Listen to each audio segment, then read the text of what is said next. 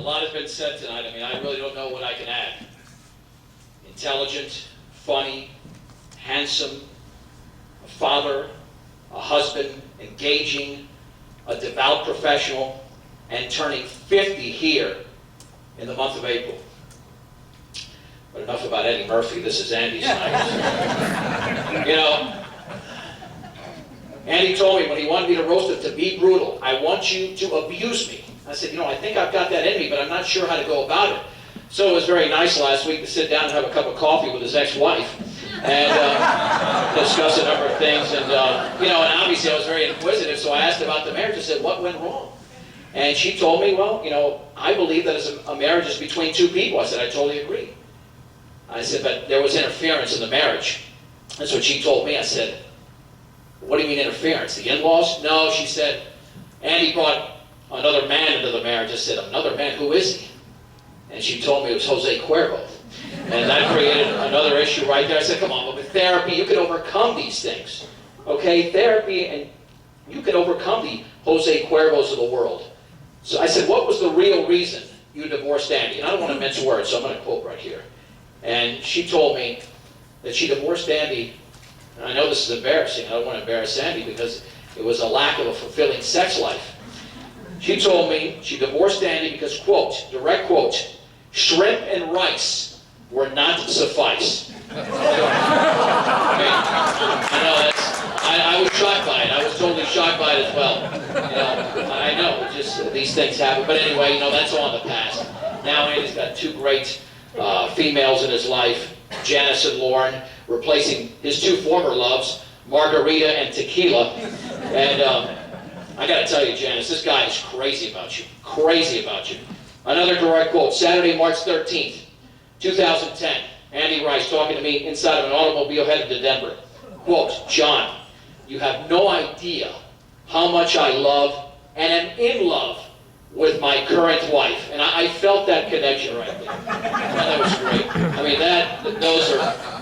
And you know, Lauren, let me tell you, Lauren, she just turned 6 earlier this month, right? Very overprotective daughter. She calls me at the station, say, can you take it easy on my daddy? I love my father so much. Don't abuse him. All right, then we started talking about Girl Scouts and about school, and then she proceeded to tell me that she gets a little allowance. She's saving enough money to buy you a wheelchair so you can attend her high school graduation, which I thought was nice. She said to me at the very end, said, Mr. Beltran, can you just do me one more favor? I said, yeah, I'd be happy to. Could you find out the limits of liability on my daddy's life insurance?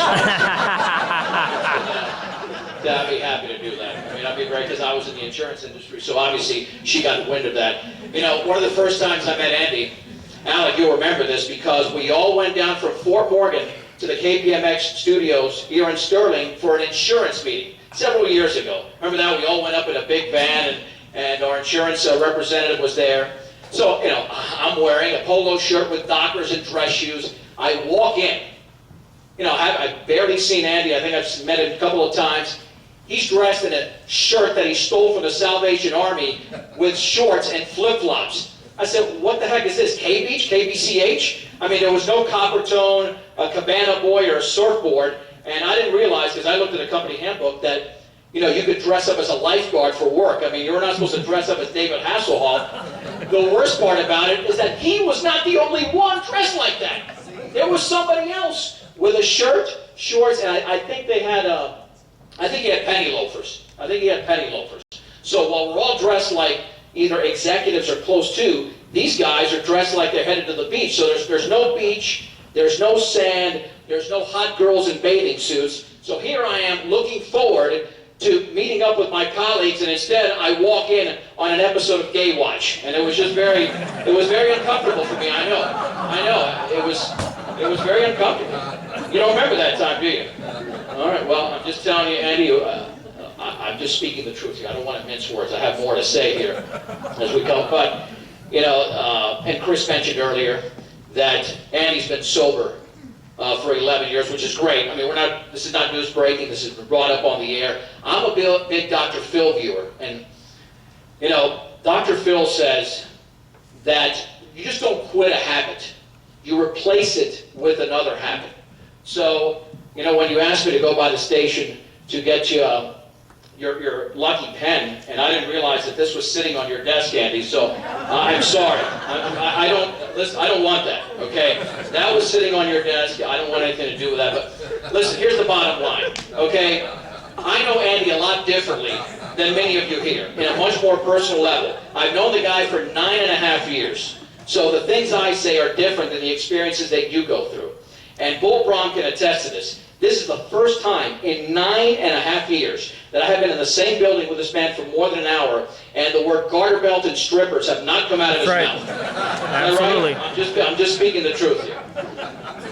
I think, though, that a man's legacy is best defined by his mother. Andy's mom passed away 4 years ago. It was the year 2007 that we lost many parents within the Northeast Colorado broadcasting family. She did have a couple of quotes several years ago that never made it into the Journal Advocate. I think it was withheld from somebody else because Andy had a brother, Jeff, that also worked for KPMX. And Mrs. Rice, and these are, again, quotes, because I don't want to mince words here. I want to speak the truth. Mrs. Rice, several years ago, on Jeff Rice, quote, "He's a man with diverse talents who I'm proud to call my son." That same day, on Andy Rice, quote, "I did the best I could." Andy, happy birthday. God bless.